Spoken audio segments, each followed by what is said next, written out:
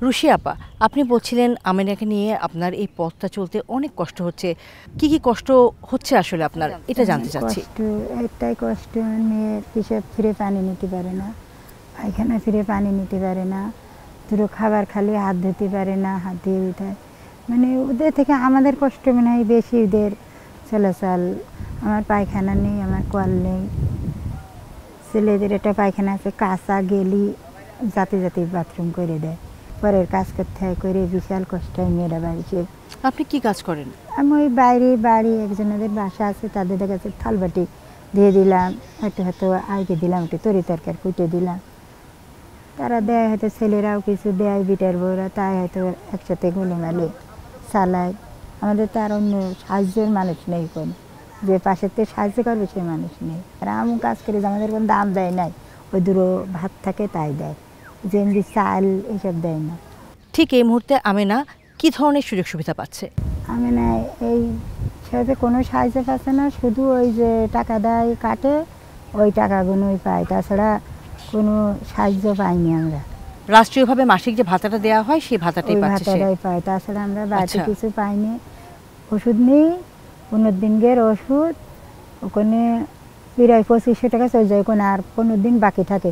তাহলে এই দামে তেল লবণ কি দেখে আনবো, না আমার মেয়ের ওষুধ কি দেখে আনবো?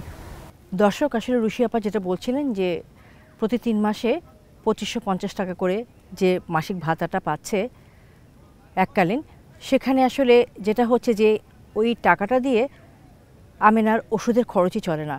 সেখানে আসলে অন্যান্য খরচগুলো কিভাবে উনি চালাবেন?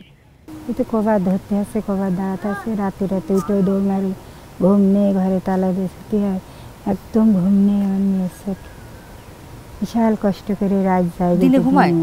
দিনেও ঘুমাই না, 2 দিন ঘুমাই না, দিনেও ঘুমায় না, রাতেও রাতে ঘুমায় না? ঘুমাই না, ঘুমের বাড়ি এনে খাইয়ে তো ওই রাখতে হয়। তো সেক্ষেত্রে তো আপনাকেও তাহলে রাত জাগতে হয়। আমারও রাত রাখতে হয়, বিশাল কষ্ট।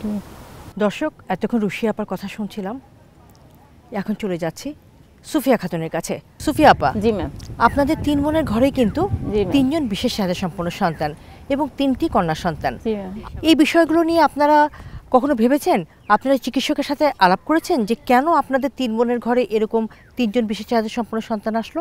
চিকিৎসা বিজ্ঞানরা বলে এটা তো আসলে কেউ দেয় না, এটা আল্লাহর তরফ থেকে, আল্লাহ যাকে পছন্দ করে তাকেই এইসব সন্তান দান করে।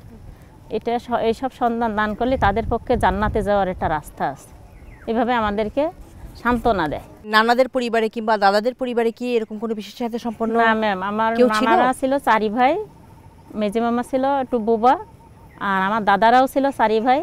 কিন্তু এই জায়গায় আছে আমার ছোট দাদার 3টা ছেলে আর 2টা মেয়ে বুবা। আসলে দর্শক, এটা একটু অবাক করার মতোই বিষয় যে একটি পরিবারে 3 বোনের 3টি সন্তানই বিশেষ চাহিদা সম্পন্ন।